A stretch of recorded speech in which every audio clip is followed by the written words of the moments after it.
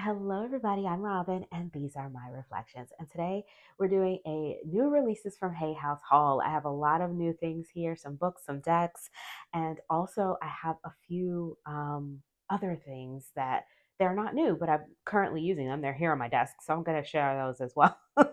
Just because they're sitting here. And yeah, I'm wanting to get this out as quickly as possible. So I'm going to do a haul with first impressions. And then, of course, if there's anything that you want to see first, let me know in the comments below, and then I'll roll the individual videos for everything out for the decks as I work with the decks, and those will roll out as I work with them. If you want to see books, I do book reviews at the end of the month on the last day, so you can circle back for that or subscribe so you don't miss anything. And we're just going to get into it. Let's do it. Let's talk about all of the new things that I have from Hay House. So we're going to start with decks. So first up, we have the Mindscapes Tarot. This is a new release. Is it even out yet? I'm not even sure. It might have just released today or it's releasing like this week. So it says prepare to embark. It's a soft touch matte box and a soft touch matte book, meaning this is also called sometimes rose petal finish. And the cards are regular, kind of their regular swishy matte that you're used to from them, the kind that feels papery. The cards do have borders on the fronts and backs. And just so you can see the thickness, this is their normal cardstock that most of their decks are coming in now, their tarot decks.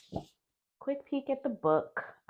It is nice and chunky. There's lots of good information in here. It talks about the colors in the front and about the sigils, because all of the major arcanas have sigils on them. It talks about the inclusion of the sigils that are on the card. So you can see here that there is the astrological, the signature, which is his actual, the artist's signature. And then there's a sigil, the shorthand of the sigil on all of the major arcana cards.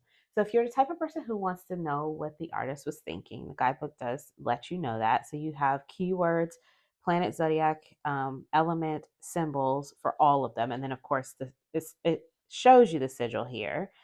And then it gives you this sort of write up that feels it's like some prose. It's not direct, but it gives you some information about what you're looking at and why it's there, basically. And then for all of the major arcana, you get an action. So if you pull this card, what could you do today?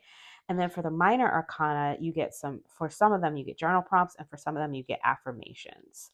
So there were, yeah, some of them have affirmations. So that's the guidebook. So now for the cards, you have the tides, which are the cups. The stones are the pentacles. The spires are the swords. And then what's the other one? Hang on. The branches are the wands. And in each of the suits, you are walking through the same mindscape or landscape, if you will, for each suit. So in the tides, you stay in the tides, you stay in that landscape, but you're seeing different parts of it as you walk through the suit. The same with the stones, you're staying in this town. The same with the spires, you're staying in the mountainous area, and the same with the branches. So I think with the majors, you change landscapes or mindscapes. So each one is a different one. So there's the moon, there's the lovers, and here's the hanged one. So you can kind of get a feel for the differences in those. And I'll just show you some more of the cards. There's the Empress, the Three of Branches, the Wheel of Fortune, the Hermit. And as you go through, some of them feel very distant and some of them feel very up close. Like this one feels distant. I'm looking at mountains in the distance for the 10 of Swords. But here, the 9 of Stones, I feel like I'm walking through right into this town. Like I'm maybe standing on this ground or maybe on a step looking down into this. Here's the 4 of Cups, the 10 of Swords, of Wands, the Ace of Cups. So they're all done by oil pastel, I believe. And by hand, he's drawn all of these pictures, and they're so beautiful and so serene, and they really do take you into your mind. They're great for path working. They're great for higher work. Like if you're working on things like trying to connect with your higher self, spiritual work. That's what I find. They feel very spiritual. They feel the fact that there's like no edges, really. Everything just feels like it bleeds into the next thing because he's done it in a pastel that feels so like I can slip here or slip there with my readings. It just feels very loose and almost like water or air, and it can't be contained. And I think that this could be very good for path working. Let's look at one of the more obscure minors and see what he has to say. So let's look at this Nine of Spires, right? So this is the Nine of Swords. And let's just take a look in the guidebook. If you'd like to read that for yourself, you can do. The keywords are nightmares, despair, stress, anxiety, worry, depression, sorrow, misery. The planet or zodiac is Mercury or Gemini. The element is air. Symbols: star, volcano, lava, dormant mountains, warm versus cool colors, pool of water, and lotus. And then it says, a distant volcano spews its fiery wrath against a backdrop of midnight blues and purples. This is a realm of despair where the nightmares engulf the mind in the vortex of darkness and sorrow. The scene depicts the gamut of our darkest thoughts. Sometimes they come fast and burn hot as fire, filled with anxiety, fear, and worry, while other times they are cool, creeping, and insidious, leaving us feeling empty and hopeless. There is also an element of illusion to this landscape, as sometimes our thoughts can deceive us with the worst case scenarios. Notice that not all the mountains are threatening, though we may be tempted to worry about eventual eruptions that will never happen. Flickers of light appear in the night sky, but are they a dangerous rain of fire or faraway stars shining to give us hope? Often a change of heart is preceded by a change in perspective. Reflected in a pool of water at the bottom of the scene, the upside down spires form the shape of a lotus flower, symbolizing resilience, renewal, and clarity. It's a poignant reminder that even in the depths of despair, there lies the potential for strength, rebirth, and clarity. As you navigate through the turmoil of your darkest moments, embrace the resilience within you and seek out these flickers of hope and perspective, trusting them to guide you through the shadows towards safer ground. Then there are some journal prompts here. How do depression and anxiety affect my daily life? What triggers or stressors worsen my negative thoughts? And then it's like list 5 supportive people or resources I can rely upon. The last time I felt inspired was when. 5 recent accomplishments, small or large, include. So yeah, it's a really great guidebook, and I love the writing, and I like how it tells me why everything is there. And then there's a color list at the front here. So I would look at this. I see a lot of red, so it says gives life power and energy. So even within all of this despair, you still have this life power and energy. So then maybe I would also look at purple because I see a lot of that here, and it says alludes to spirituality and intuition. And then maybe I would also look at blue because blue and red are purple, symbolizes truth and devotion. And maybe also yellow from the fire in the sky sparks consciousness, illumination, and the mind. And then maybe I would try to like combine all of those things. Maybe my power is being hidden by the overdrive that is my mind and my intuition. It's working too hard. It's blocking the power. It's suppressing it. So I don't know. I would work with it in that way and just play with it. But I think that this deck, I've only had it for a couple of days now, like 4 days now, maybe 5. And I've been using it pretty much every day, and I really enjoy it. But it is one of those decks where I want to sit with it and really think about what I'm looking at and read the guidebook and understand it. I may do my own little personal deep dive of this later in the year. This is the cover art, the star card on the cover, and just kind of sit with it because this is one of those more introspective decks. So that's the Mindscapes Tarot. Okay, this is really cool. This is the Tapping Solutions Daily Guide, a 52 card deck and guidebook by Jessica Ortner. Now, if you were watching any of my book reviews, you might have seen that I read a few books, and I'm still in the middle of kind of working through those books. I read them and then I'm rereading them and just kind of picking through them. Books about the chakra, the vagus nerve. And since I started looking at things about vagus nerve last year, and I got into tapping, recently. And I think that this is a very wonderful somatic exercise that it works when you remember to do it, right? So I thought that when I saw this deck, I mean, I like card decks, and I have a book on tapping, but I would prefer it in a deck. And so this is for people like me who prefer cards. So I love that inside the box has the diagram here in color, so I don't have to go searching for that or flip through the book. It is in the book, but I love that it's also in the top of the box. Now, if you don't store your cards in a box, it is also in the book. So this is a deck of quick tapping sequences that go along with affirmations that are meant to help you throughout your day, basically. So it tells you about tapping, understanding tapping, looking at the tapping tips. And if you don't know what tapping is basically where you tap on meridian points throughout the body. You can see them here, along with saying empowering things to kind of help bring yourself back into your body and ground yourself and then calm yourself, and then also layer on these sort of empowering things that you're saying out loud and that you're telling yourself to kind of bring yourself back to center. It works when you remember to do it. And I love the idea of having a deck where I can maybe pull from this if I'm feeling, if I want to do some tapping, but I'm not sure exactly what I want to tap about. And then also there's the table of contents in here where I could just pick based on what I want to tap about. So like if I want to tap about being courageous, if I want to tap about joy. So how to use this card deck. So you're going to pick a card at random, flip the card for the tapping meditation on the back, tap on the indicated points, and then end with a calming breath. Repeat the round if desired to pick a new card and start again. Discover the deeper meaning using this guidebook by looking up the number of the card and reflect on what the card means in your life. And smile, you did it. Okay, so and there's an app if you're interested. So what they're doing is they're mixing affirmations with tapping. So I am strong and resilient. Clarity is on its way. I quiet my mind and listen to my heart. I honor my body's need to rest. We've seen affirmation decks before. These are very, very beautiful pictures. I didn't expect these pictures to be so pretty. When I opened it up, I was like, woohoo, this is gorgeous. Look at this otter. I'm so chuffed by these pictures.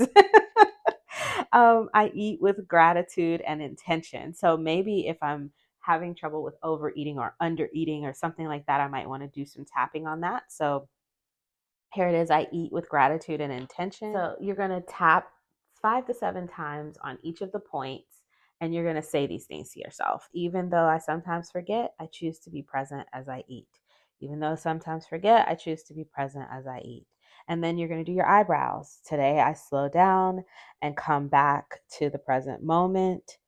I choose to eat mindfully. Mealtime is a sanctuary for self-care. I find more joy in the experience. It feels good to nurture my body. Every meal is an act of self-love. I eat with gratitude and intention. And then this card is in there. So if you wanted to pull this out instead of, eating a Snickers bar or whatever, you could and do the tapping and see if it helps. So then after you've done the tapping, you're going to go in the guidebook. It said there was number. Okay, there's a number 11. And you're going to read about what it says. And I'll just hold that up if you want to take a screenshot and read that. And then you're going to hopefully feel better about whatever the situation was, about if you didn't want to eat that Snickers bar or you did want to eat, I don't know, whatever the situation is, right? So I think that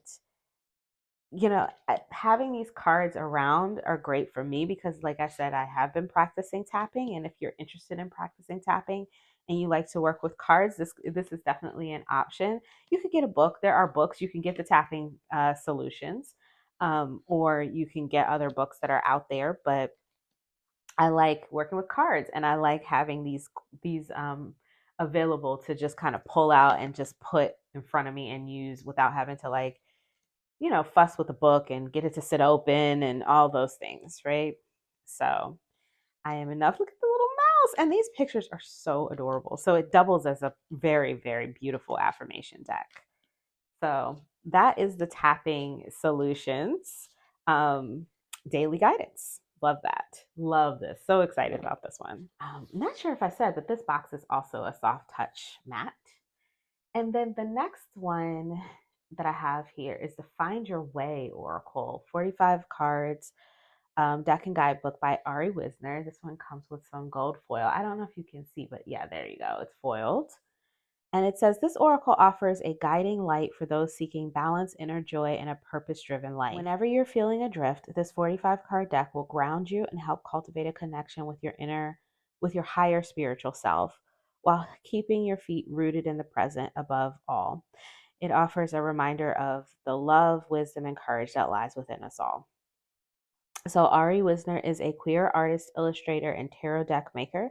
They are the creator of the Transient Light and the Trinity Tarot decks. And then I also think, didn't they also do the artwork for one of Colette Reed, Baron Reed's dream decks? Um, so those are the inside of the box. Ooh, pretty. So there are the backs. And these cards are so bright and beautiful and bold. And that's what I was interested in. When I saw them put them up on the Instagram, on their Instagram page, I was like, yes, gotta check this one out. So I was excited to receive this one. So it says, including yourself, introducing yourself to the cards, making it personal, how to use the cards. Let's just look.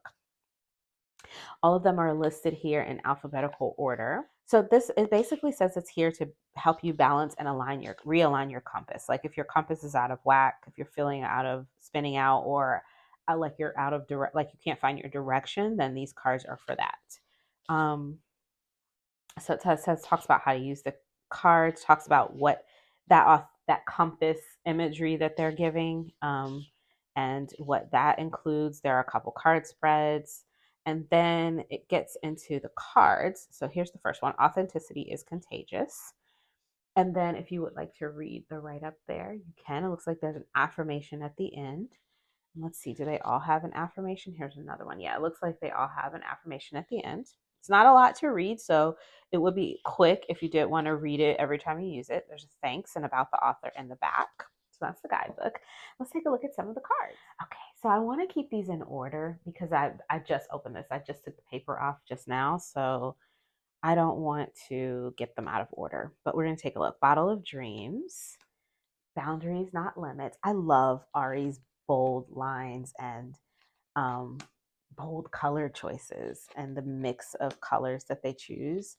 And they never, I don't know, I feel like the colors that they use, they feel like they want to be primary, but they're just not quite, right? And I love that because they offset just a little bit. Embrace the inner self, express yourself, forgive, forgive for healing. Growth is spiral, and that kind of brings me to the cover. Heart and mind. Honor change with grace. Inspiration and the unfamiliar. It will pass. Yes. Let your guard down. Love overcomes fear. My abundance begins inside. My growth makes ripples. Need or desire. So there's some affirmations in here, some inspiration. All of it feels very inspirational, but then there are some things that are just like, pause and release. Powerful intuition. They're just like keywords. So it's going to be a mix. It's going to be interesting to see how it reads. Release shame, root down to rise up. See each perspective. So there's all these different facets of this stone here. Share the burden. Small steps. Oh, that's cute with the crocheting. Speak it into action. Spinning gold. I like this. Stillness brings revelation. Strong and vulnerable. Surrender. Temporary vessel of eternity. The spark within. Wear your history with pride. You are nature. Your sacred garden. And that's the last one. So the last deck that I got in this current little haul, and then I have a couple that are sitting here that I want to show as well, since we're talking Hay House, just in case you were looking for Hay House decks. This is the little mini African Goddess Rising Oracle. I don't know. This has been out for a little while. This is not a new release. But I love my African Goddess Rising Oracle, and this is glossy. So let me just pop them loose. I love my African Goddess Rising Oracle, and this has been calling to me. I've been wanting a mini to use, I don't know, to use on larger spreads. I don't know. I just wanted this mini. I really did. I just really wanted it to use for Leo season. This is a very Leo deck to me. So we've got words like manifestation. If you've never seen this, I feel like, let me zoom in. The cards the artwork is busy. So if you have poor eyesight, I would recommend the larger one.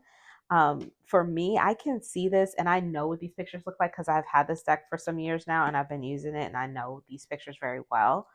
But if you're new to this and your eyesight is a little bit, if you strain to see smaller things, I would say maybe get the bigger one. The keywords I can see fine. There's no problem there. I can see it says brazen, mask, but the pictures, But for me, this works great. I'm very excited. So, and then the little guidebook. Let's see what we get in this little guidebook. It looks almost exactly the same as the larger one. There wasn't a lot of writing in the larger one. The font is a lot smaller here, so maybe they just shrunk it down a little bit so it fits in here. Or maybe they took some things out, but not much. It's solid, and I can still read this and I do wear glasses, so this is readable, very readable to me. So that's the African Goddess Rising Pocket Oracle. And just so that you can see the difference in the size, this is the regular Hay House size. So you can see that they are pretty small and they fit in your my hand very nicely. And I have small hands, so I'm really looking forward to working with a smaller version of this, and then I can get like multiple cards on the table without them covering up my tarot cards. I think this is going to be fun, fun, fun. So I'm looking forward to that. So that is the African Goddess Rising. These are the backs. So the other two decks that I have sitting here, there aren't new releases, but that I'm going to be using for Leo season. So I figure I might as well show them while I'm talking Hay House. This is the Faces of Oshun, another Abiola Abrams and Destiny Powell deck. Same artist as the African Goddess Rising Oracle, same writer, just a different deck. So instead of all of goddesses, a lot of African goddesses, we just have Oshun here. And all of the different facets and faces of Oshun. Here's the guidebook. If you want to take a screenshot, you can see some of the writing there. There's a lot of writing in this guidebook, and I love all of the messages that come with it. The artwork is beautiful. The keywords are things like Oshun Rising, and then you have sub keywords here: awakening, enlightenment, insight, Ocean of Miracles, Divine Synchronicity, Unexpected Blessings, and Hope. I have a full walkthrough of this if you're interested. So I will pop it up here for you and you can take a look at the whole deck. These are the backs. So that is the Faces of Oshun, and it is fairly new. This just came out this year, I'm pretty sure. Look at this beautiful card. Oshun of Cosmic Surrender, Letting Go, Acceptance, and Detachment. Beautiful, because it's almost like they were all on her and then they started to light up and she shook and then they all kind of started to fly away out into the world. So it's like, okay, you're detaching.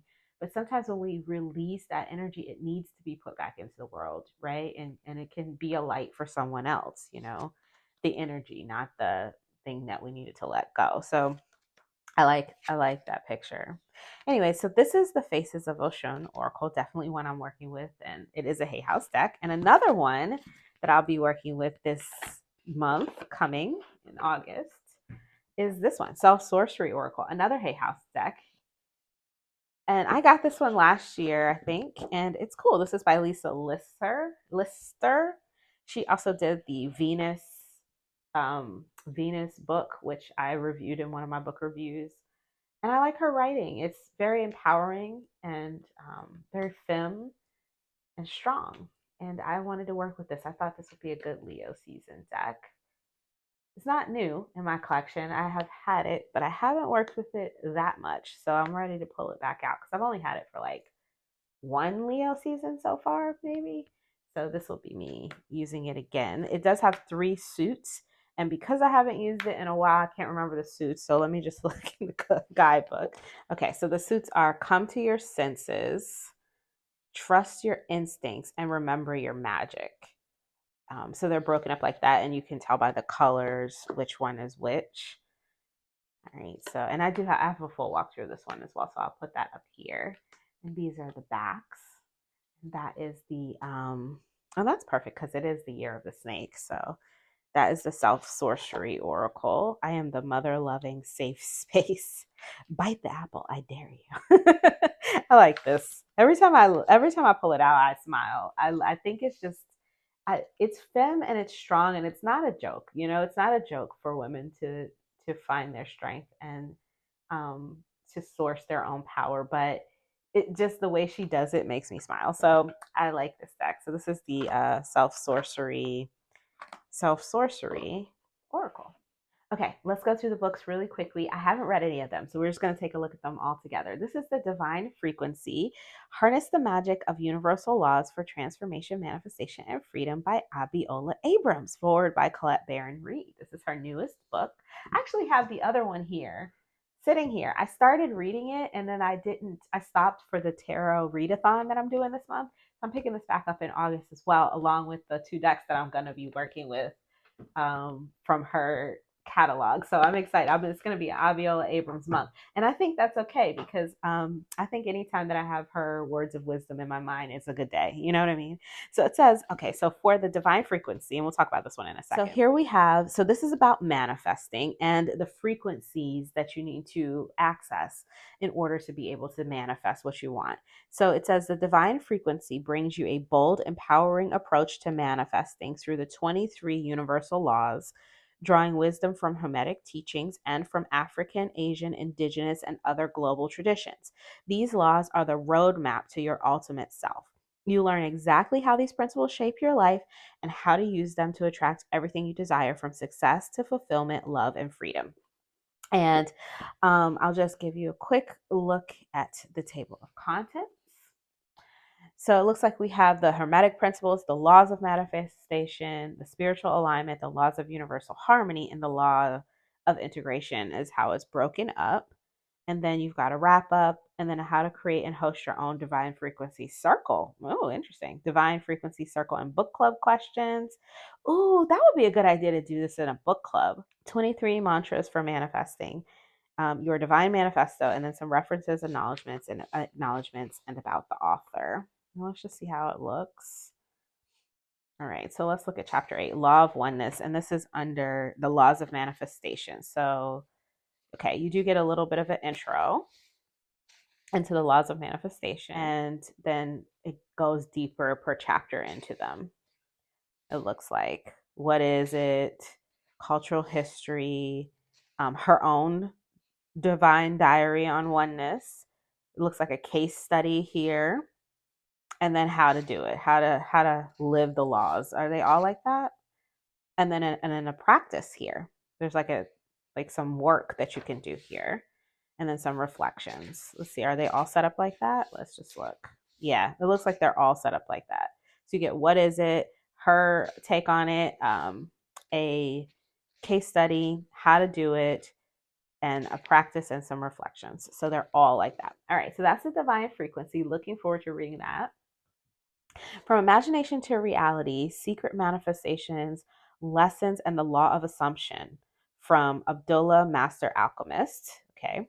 Abiola Abrams reveals the hidden teachings of Abdullah, a mystic and sage from the 1930s whose influence on spiritual teachers such as Neville Goddard and Joseph Murphy underscores the profound impact of his insight. Abdullah's teachings have long been linked to Neville Goddard's creation of the law of assumption. Okay. Abdullah's spiritual laws provide the foundation of conscious creation and the manifestation process. Revelations and exercises provided in these pages will become your tools for harnessing the self energy of your intentions while guiding you toward deeper self-awareness and alignment with your desires. Okay, so we have the foundation, and then it talks about the law of life, the law of attraction, and the power of assumption. They're two different things, so she's got a chapter on each. Then the scrolls of Abdullah, the mystery of self-concept, subconscious mind, the mystery of words, the mysteries of feeling, state, vibration, living from the end. Living from the end. That's interesting. Operant power. Everyone is you pushed out. Okay, so projecting. Identical harvest, quibbles, death and rebirth, extrasensory perception. And then there's some bonuses. The mystery of living from the end caught my eye, so let's take a look at that one. So it looks like you have a quote from Abdullah, a quote from Neville, and then Bam, door slam. Slam the door on doubt and disbelief. Bam, door slam. Slam the door on fear and insecurity. I can hear her voice. I can literally hear her saying this out loud. If you watch her YouTube videos, you will hear it too. The power of secrecy, embracing the concept of assuming the feeling of the wish fulfilled. Interesting. And then there's an exercise. So the purpose of the exercise and then what to do. The role of patience, trust, and faith, learning to wait and believe. Potential pitfalls on how to overcome them. Blocked by current reality, slam the door on doubt. You're living from the end decree. I am the master of my destiny. Today I shape the reality of tomorrow by living my desired future. Now I am not merely a dreamer, but a visionary living the dreams of my tomorrow today. I walk, talk, and breathe in the glow of my fulfilled desires. I rejoice in the power of my imagination, painting the vivid picture of my future that I live in the present, my future that I live in the present, living my dreams of tomorrow today. I like that. You're living from the end, journal questions. Interesting. Okay, so that is the from imagination to reality. I have a lot more books to go through, so I won't harp on them, but I do book reflections at the end of the month. So as I read these, I'll be reviewing them. But by the time I review them, you'll probably already have them and and you can just chat with me in the comments about what you thought. So here's Queer Devotion, Spirituality Beyond the Binary in Myth, Story, and Practice by Charlie Claire Burgess. Now, Charlie Claire Burgess has a book called The Radical Tarot that I recommend a lot when people ask me about good tarot books for either beginners or even like intermediate, advanced, anybody. I just think it's a good book to think about tarot in a different way. The fringes, if you are just on the fringes, if you feel on the fringes, I think that that book can help you see tarot for yourself if you don't feel like you fit in the box of the definitions that you've been seeing for tarot cards. You might want to check that one out. This one is about queerness in spirituality or in history, which I thought could be fun to read. I thought it would be fun to read. So it says, queer people have always existed and queerness has always been divine. Queer Devotion by tarot teacher and deck creator Charlie Claire Burgess reminds us of this by re-examining sacred stories through a queer and gender expansive lens. With exercises, reflections, prompts, and ritual suggestions, readers can discover a deeper spiritual relationship with themselves and the divine and begin building an affirming personal practice of self-defined queer devotion. From gay Greek goddesses to gender fluid Norse ones, from transgendered Catholic saints to queer Arthurian legends, queer devotion reveals that spirituality has always been far queerer than we've been led to believe. In the beginning, the gods were queer, and they still are. Kind of see history in a different light to get things shown, like light shown on things that were previously kind of ignored or hidden, even, is always interesting to me. So I would like to read this and take a look at the contents and see what they uncovered here. So we have queer mysteries, queer initiations. Okay, the birth of transgender Venus, Dionysus, the two-shaped thrice born, infinite trans dignity and the non-binary image of God, the queer devotion of Joan of Arc, liberating Sir Gawain for a Green Knight, questioning the Grail, marginal gods at the end of the world, the Huntress and the Witch Queen, and then resurrecting the erotic body. Then we have some appendices, a queered rosary, a queer self-initiation ritual, and then there's a bibliography at the end. Okay. Like we have the footnotes right at the bottom of the book, which I do prefer. I don't like to have to flip to the back to get them. So you have the history and the research, and then you've got at the end of the chapter some contemplations, a toolkit for whatever it is that they're suggesting that you do here. So this one is building an altar. There's affirmations and a toolkit for that. And then as a practice and some recommended reading. All of them are different. The other chapters, some of them have like journal prompts. Like this one says journaling. There's another activity there. So each one is different based on what the research is that they've uncovered there. So here's prayer, releasing internalized homophobia, transphobia, and queer phobia. Yeah, this is going to be interesting. So that's queer devotion.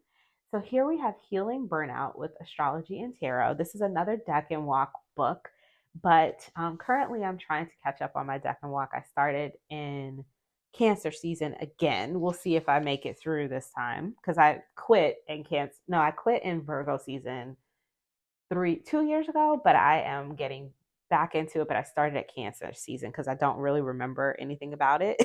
So I was like, we'll start there. Um, this one, yeah, it goes through all of the decans.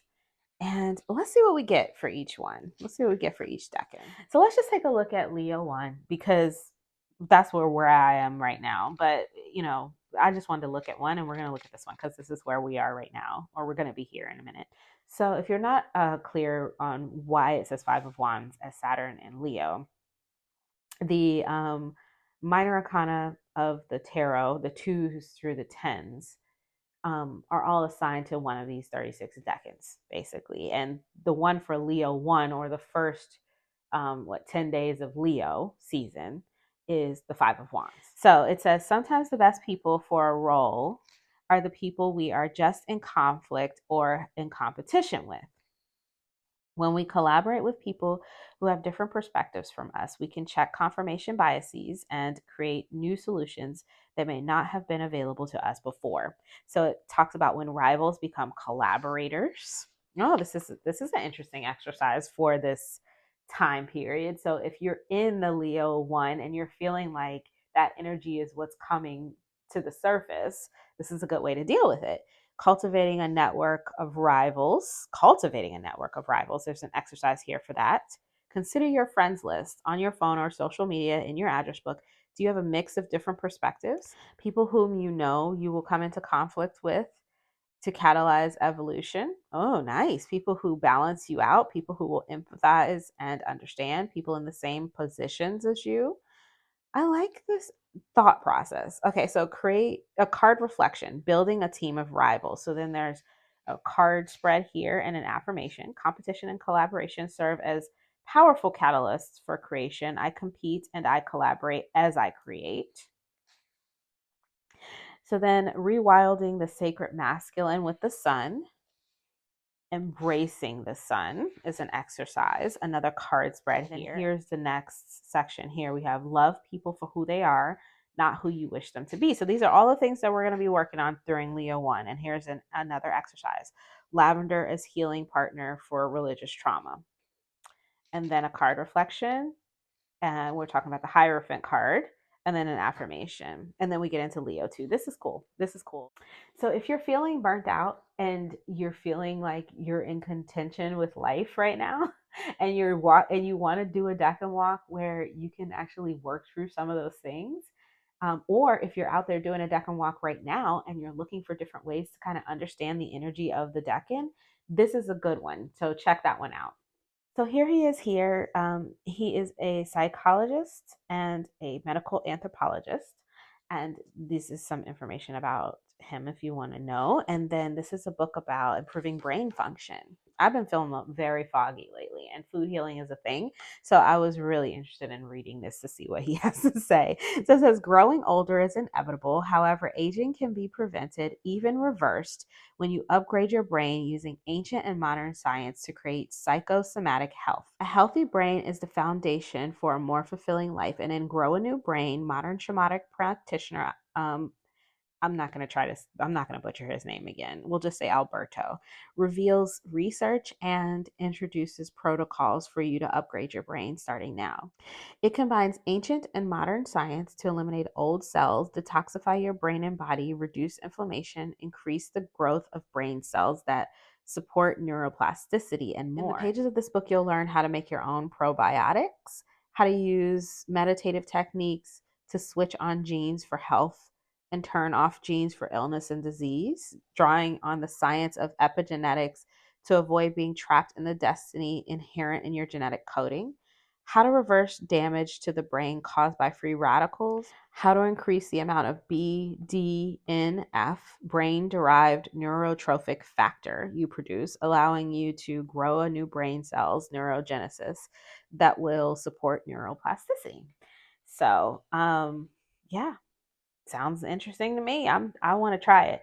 Why do you need a new brain? Well, because mine's not working properly. The secret power in your belly. Grow a wise brain. Promise of the higher brain. Stress, both good and bad. Upgrade your brain. Reduce free radicals. Heal your gut. Make use of powerful pathways. It's so interesting how often I see books and just in blog posts and just in general, people connecting the brain to the gut. Even when I was doing that vagus nerve, when I was reading those vagus nerve books. So we've got here's talking about gut, belly, and how it connects to your brain and how they are working together. So there's some history and some limited research in the beginning, it looks like. And then talks about why you need a new brain, why our detoxification systems are in overload, form a brain that helps us survive, a brain that helps us thrive, brain over brawn. So I love that there's takeaways at the end of each chapter. So that's interesting. So if I wanted to go through it quickly, I can just look at the takeaways and see if this is a chapter I want to reread. Some breathing practices. And they said there's some recipes in here. Here's something about healthy fats, boosting BDNF. Here's a recipe here. So yeah, I'm intrigued by this. More recipes looks like in the back. Lots of recipes in the back. And there's a huge bibliography. Okay, so that is the How to Grow a New Brain. And then the last book I have here today, knocking things over, too many things, is this one, Tarot for Manifestation. Attract Your Dream Life Through Shadow Work, Visualization, and Writing Love Letters to the Universe by Stephanie Capone. This is the author of the Guided Tarot. Guided Tarot is, I told you, Radical Tarot is one of my most recommended. Guided Tarot is probably my most recommended, and Radical Tarot would be like second most recommended tarot guidebooks. I love the Guided Tarot as a tarot guidebook. I have and use it a lot. And my copy is like, I've broken the binding. It's a mess. So I like the way she writes. I like the way she focuses in on things. And I like that she walks a sweet spot between the magic and the mundane. Enjoy where she lands between the two. So I can walk with her on that. She doesn't feel too magical. She doesn't feel too mundane. She's right in the middle. And I like that about her. So I definitely enjoy her Guided Tarot book. So I'm really looking forward to see what else she has to tell us. And I went through this. I've already kind of thumbed through this one because I was so excited to get it. And this is manifestation. So this is not a tarot guidebook, but it does go through some of the cards in ways that you can use the tarot to manifest things. So if you wanted to use that, like certain cards to manifest certain things as significators or to focus your reading and things like that. It gives you some ways to set intentions in your readings using certain cards to bring forth that energy and which cards you can use and how. So that's what this book is about. Manifest with the intentional power of declutter magic, for instance. So she has a little quote here from Marie Kondo, and then she talks about decluttering and being a shopaholic and being a clutter bug and all that thing. And then decluttering to make energetic and physical space for your manifestations, and why we're talking about decluttering in terms of manifestation practices. And then she gives her top 5 favorite activities for manifesting and using intentional power of declutter magic. And then she talks about which card archetypes are best used for declutter magic and why. So here's the Chariot, the Ace of Wands, and Temperance. They're not listed in any kind of order in the book. They show up as they're relevant. And I'm not even sure if all the cards are in here. It doesn't need to be. They show up as they're relevant, right? So then in the back, you do have an appendix, a reference guide for each card. So it says the full, if you're doing manifestation readings, you can use these keywords to help you. And it goes through all of the majors and the minors. And then back here, you've got some interpretation tips. And And then there's some spreads and some book recommendations and some deck recommendations and all that kind of stuff. And then places where you can write your love letters to yourself in this book. So I am really looking forward to getting a little bit deeper into this. I saw these pictures here. I can't remember the name of this, but it was an indie deck, and I'm pretty sure it's been out of print for a little while. It's been in and out of print. And I'm wondering now if, now that I see it on the front of this Hay House book, if Hay House is going to be bringing us a mass market edition. Let me know if you heard anything from the creator in the comments, y'all. Let me know, because I'm curious. Because I would definitely like to see a mass market edition of this come to life. So that is a tarot for manifestation by Stephanie Camponi, and that's the last book that I have here from Hay House. Okay, so that's my Hay House haul. I am going to be rolling out individual videos as time allows me to, and as I work with things, as I read the books. So definitely make sure you're subscribed if you don't want to miss anything. Thumbs up to this one if you like it. Share it with your friends if you know anybody who might be interested in seeing any of these things. The sale is going on until Friday. So if you see this before Friday, definitely run over to Hay House. They have a 50% off sale. If not, don't worry about it. They have sales throughout the year. And then I'll also throw those Amazon links in the description box below if you're interested in purchasing directly from Amazon. And until I see you guys next time, stay safe and be blessed. Bye-bye.